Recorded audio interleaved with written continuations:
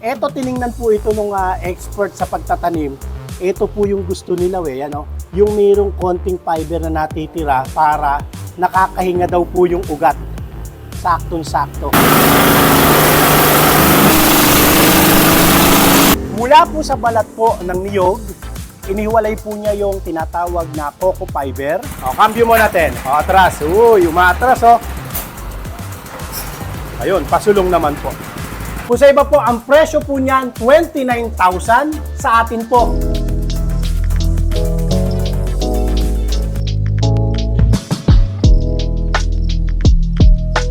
Magandang araw po mga kadiskarte, lalo na po sa isang lugar na napakarami pong mga bunot ng niyog. Madalas po ito sinusunog o tinatapon lang po natin. Alam nyo bang pwede po natin itong pakinabangan at the same time, makakatulong pa po tayo sa kalikasan. Sa halip na sunugin po natin, pwede po natin itong gamiting coco fiber, coco peat, na siyang ginagamit naman po sa larangan po ng pagtatanim. Pwede rin po itong pagkakitaan kaysa itapon o maging basura po ito. Pwede po natin itong magamit at maging kapaki-pakinabang po. Pakita ko po sa inyo, kagaya po nito, order po ito sa atin ni Sir. Dinayo pa po tayo niya rito sa Bustos, Bulacan. Magandang araw po, Sir. Maganda ba? Kamusta po kayo? Okay naman po. Taga saan po kayo?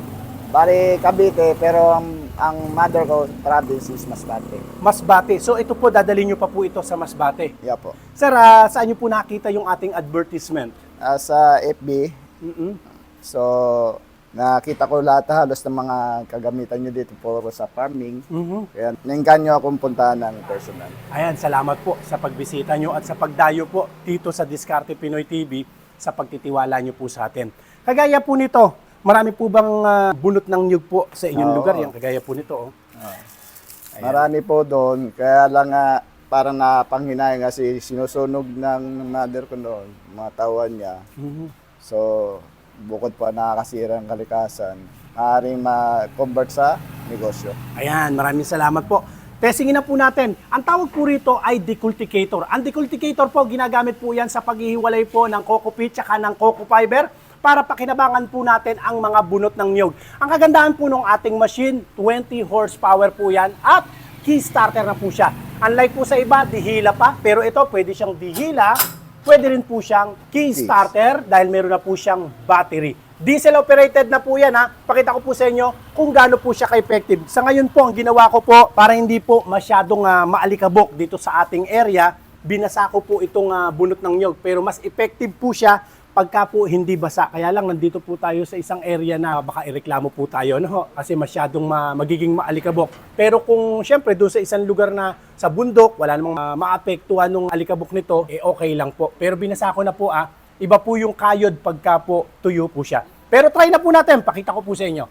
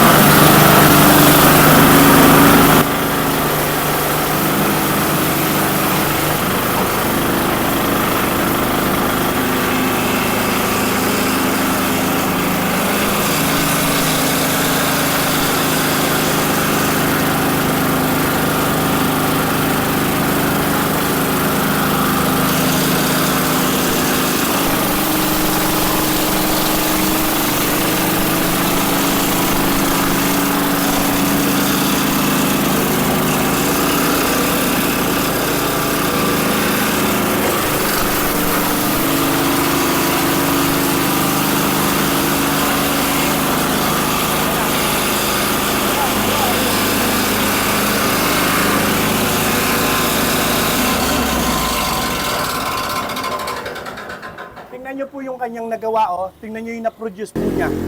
Mula po sa balat po ng niyog, inihiwalay po niya yung tinatawag na coco fiber. Ito po yan, Tingnan nyo kung gaano po siya kalinis, Coco fiber.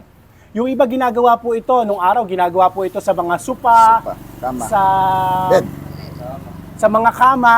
Pero ngayon pwede naman po, kung masyadong marami, pwede po ito sa sa mga tanim po ba? para po hindi maging madamo, bedding siya tatawag nila ron eh. Basta lalagay po nila yan sa mga halaman para hindi po tumubo yung damo. Ito naman po yung isa, yung coco pit, sa kabila naman po siya lalabas. So magkahiwalay po siya ng labasan. At saglit lang po, tingnan nyo ilang nyug po yung ating dinurog. Ito po siya. Ito, tiningnan po ito nung expert sa pagtatanim. Ito po yung gusto nila yung mayroong konting fiber na natitira para nakakahinga daw po yung ugat. Saktong-sakto. Ito po, basa pa po yan Mas effective po yan pagkatuyo, mas mabilis gumawa. Yan. Sa lahat po ng mga interesado, ang ating cellphone number, naka-flash po dyan sa inyong screen. Nga pala sir, ito pa po yung isang order niyo po power tiller. Opo. Okay, pakita po natin yung power tiller ni sir. Kuya Ronald, ito po yung power tiller ninyo. Etong power tiller po natin, ang kaibahan po nito, power tiller na meron pong atras o meron po itong reverse. Papakita ko po sa inyo yan Hindi lang siya forward, pwede rin po siyang umatras. Ang kasama na po niya, ito po, meron siyang pambungkal, meron na rin po siyang pandukit para sa nagtatanim po ng mga mais. Kung sa iba po, ang presyo po niyan, 29,000. Sa atin po, 21,500 lang po. Ganyan po kamura sa Diskarte Pinoy TV. Kaya po tayo dinadayo. Testingin po natin. Siguro pakita muna natin mamaya ay atras. May cambio po siya mga kadiskarte. One click. Cambio mo natin. Ayan, cambio. Atras. Uy, umatras Ayan, okay. Kakambyo lang po. Ayun, pasulong naman po. Okay. Ito po yung kasama po niya. Ito po. Ayan, nakaganyan po yan. Maraming salamat po, sir. Thank you po sa pagbisita niyo po rito sa atin. Sa lahat po ng mga interesado, pwede niyo po akong i-follow sa ating pong mga social media account.